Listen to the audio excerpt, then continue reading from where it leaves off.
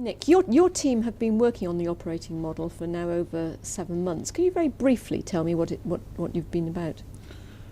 Well, we're faced with a problem that if we didn't do something, we would have to find an alternative way of making the savings. And I didn't think we'd be able to just keep going back and thin slicing across the organisation because we've already taken all the easy money out. And then the other thing is that obviously we knew that we had our new custody sites at Keynsham, at Patchway and at Bridgewater. They were going to be opening up in the spring, and we knew we needed to replace some of our key IT systems. And the other thing is we also knew that we could no longer afford the variation from one area to the next, working in slightly different ways and actually providing a service that was confusing to the public in some ways. So there were a number of drivers that came together to say that we had to make these changes, and that's why the Chief Officer Group back in May asked Chief Superintendent Sarah Crew to put together a team of the best people she could find and think of a new way of delivering policing. So, you know, a lot of background work has been going on. What do you think they found out? Well, they found out more about the way we actually deliver policing than they thought they were going to. You know, they did some great work. They went out and wore out endless shoe leather, talking to our staff through the whole Invent the Future sessions. I kept bumping into them as we crisscrossed the force. They called some sessions If I Were Chief. And Dragon's Den was They one had of them, Dragon's Den. They said, what can we put in room 101? It was all about inventing the future. We're an organisation of 6,000 people. They spoke to over 2,000 staff. Goodness knows how many biscuits they gave away. But they got a really good picture of how our organisation does business and what the people on the front line think needed to change. And on the back of that, they backed that up with data too. We had a day on the 2nd of August when we called it Operation Check. We scanned and performed analysis of every bit of demand coming into the organisation that day, whether it was through front inquiry desks, people ringing in to call crimes, people ringing in to report incidents. And we then looked at the 4,900 calls for service that we faced on that day and understood how we responded to each one. And then what they did was, on the back of Operation Check, they conducted a census and said, right then, there's 6,000 people in the organisation. Where were they all that day? You know, who was actually in their workplace doing their job? Who was on a course? Who was doing something different? Who's on secondment? Who's abstracted? And how thick is that front line? How many people are on the front line delivering policing services? And that helped them inform what they called initially the straw man. And then, of course, as they refined the straw man, we were anxious. We didn't want to appear sexist, so they produced an Iron Woman, which was a firmed up one step more detail in the proposal, and it's that's been agreed. I have been impressed by the amount of consultation that has been going on, and you know, officers, PCSOs and staff have contacted me to say that they have welcomed that consultation. But I've got a few questions now that, you know, that I think that local people would want to know. So I'm just going to run through those. So what would happen, briefly, but just to go in a bit more depth, what would happen if you didn't change the model? You know, we've got these savings. What would happen if we you know, you decided that we just do more of the same? If we do more of the same, we've still got the savings issue to deal with. We'd have no plan for moving staff into the new sites, the new custody sites. We'd have to reinvent the way that we integrate our new IT systems into the workforce, and we'd have to decide whether we were going to do anything about the things that the community tell us. And you know, I guess we need to think again about whether we're going to miss this opportunity to reduce duplication. I think that at a time of austerity, you can't afford to have the same answer being reinvented in multiple different areas of a police force. You know, you need a tighter central grip. I mean, the driver has been to improve services for local people. What improvements will communities expect to see and when? Well, first and foremost, we will have more people whose job it is to work a range of shifts. You know, we know that our demand hits its peak in an evening, and we know that too many of our staff go home before the evening begins. We also know that when incidents are reported now, too often the incident doesn't get dealt with by the first person who goes to see the member of the public who's called us. We know they tend to gather information and pass it into a police system, and then it's somebody else who comes along 2 or 3 days later, or picks up the phone 2 or 3 days later to explain what's happened.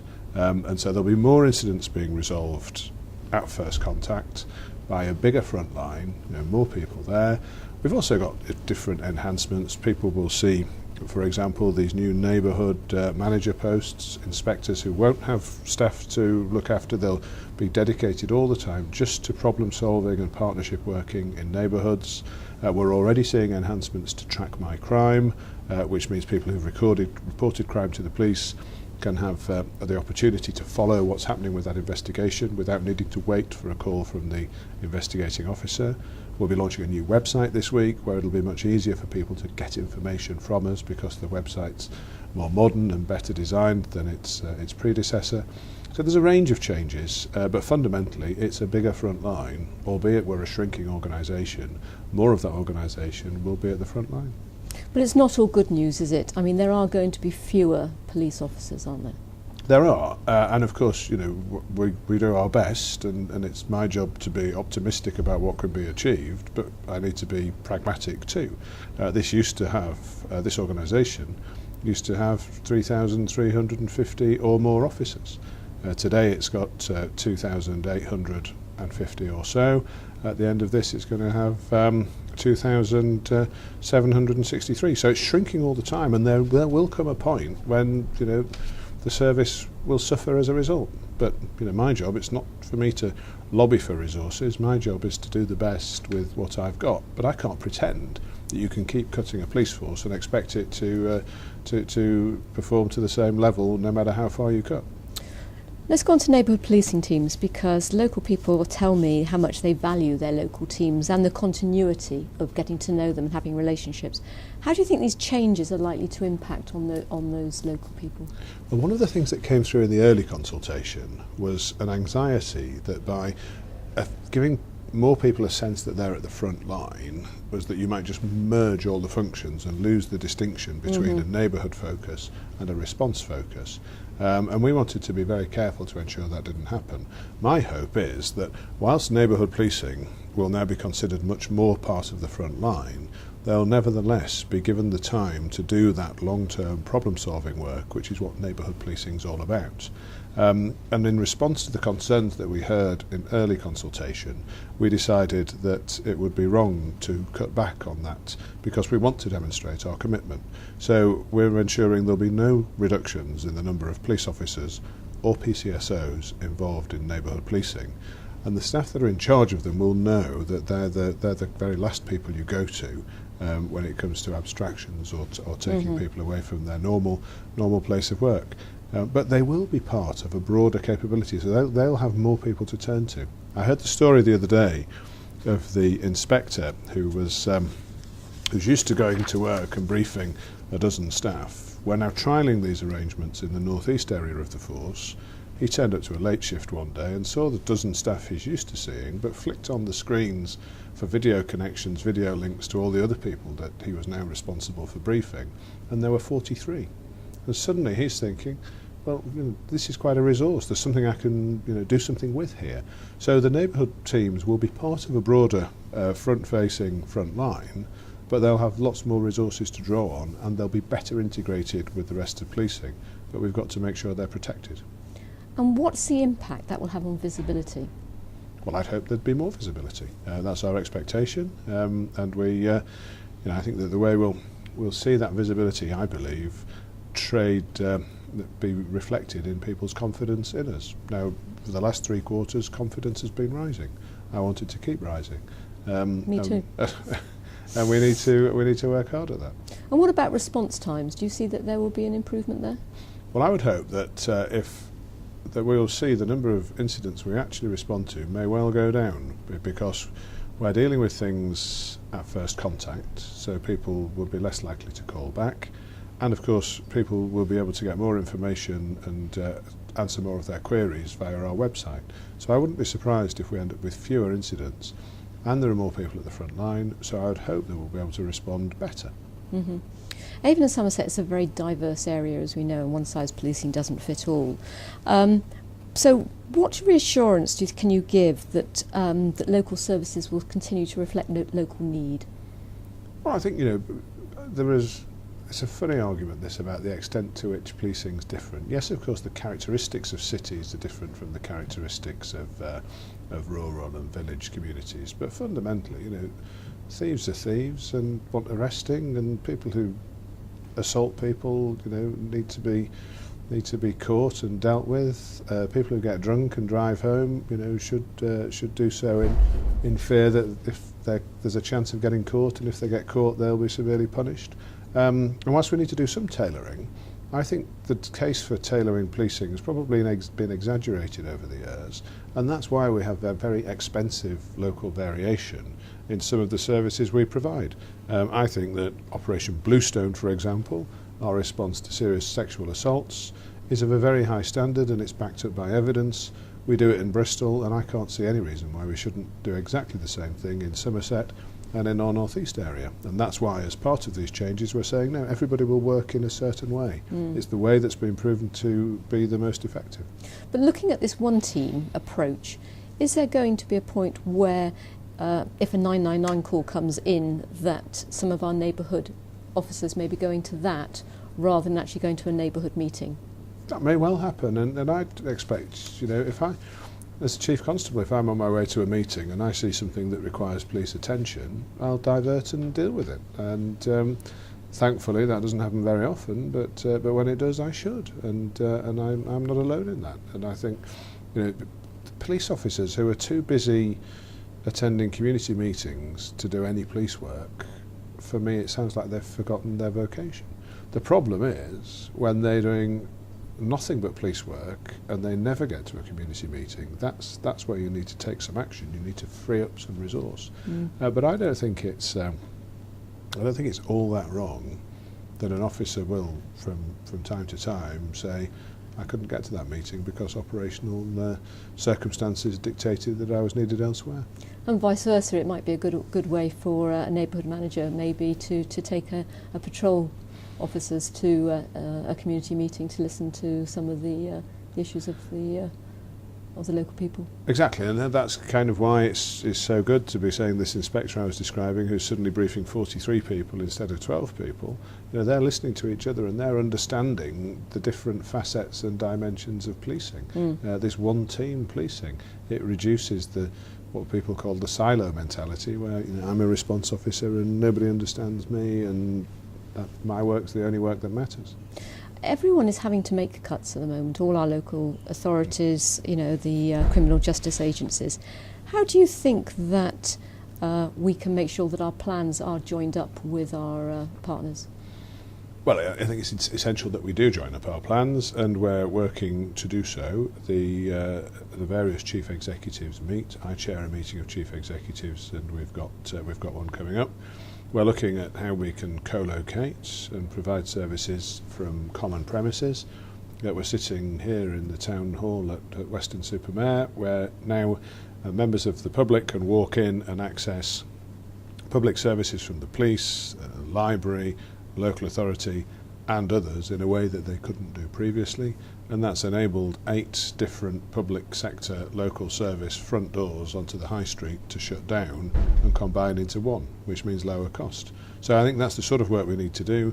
I have made it very clear to local authority chief executive colleagues that I plan to attach a lot of importance and devote a lot of energy to that meeting, and hope they come along, and we continue bilateral contacts with other councils, because I know there's an appetite and an enthusiasm for joint service delivery and joint working. And it's what local people demand, because they expect that of us. What improvements do you think that with this new model that will help victims? Because I'm very keen to making sure that the victims are really at the heart of the criminal justice system. What improvements can you see that this might play out? Well, I think there are 3 things really. The first is that we have better technology, and as we roll out the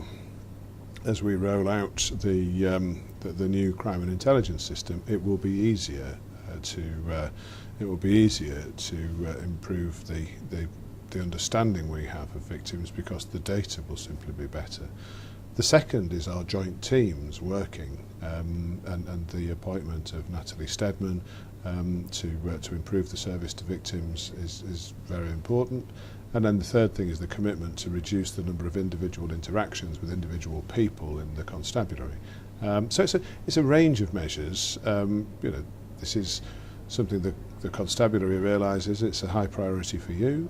The staff are now being put in place, the technology too.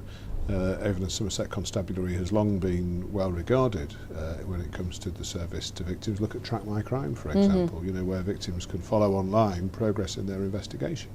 So I think there's a lot of good stuff going on. There's a real commitment in the constabulary to maintain those improvements, and we'll work hard over the months and years ahead to ensure that we don't let up. I will be watching very closely the victim satisfaction rates and public confidence rates. Do you think that the new operating model will have any impact short-term or long-term?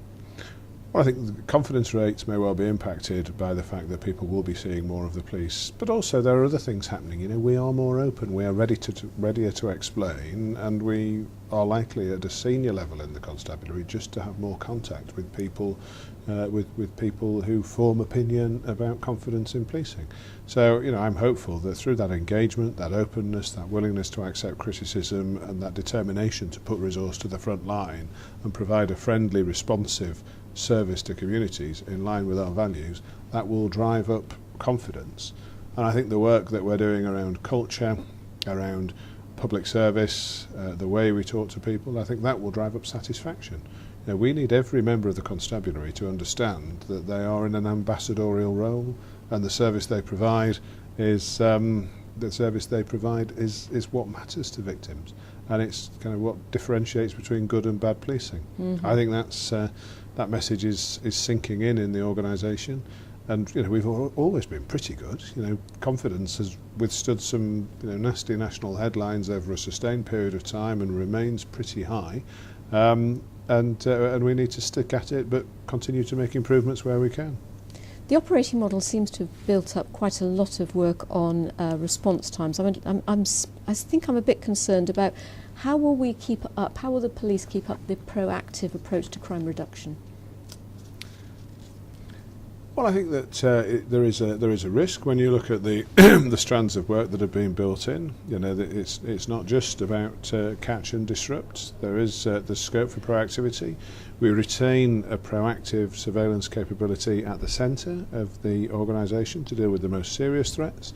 We continue to contribute proactively at the level of the region, working with other forces, and there will also be proactive hubs available north and south to support areas as they try to prevent crime and detect crime proactively. We need to keep an eye on the way that this model pans out. I've just briefed a group of senior colleagues at police headquarters and said, bits of this will be wrong. There'll be bits of this we've underestimated. There'll be things we need to go back to and revisit.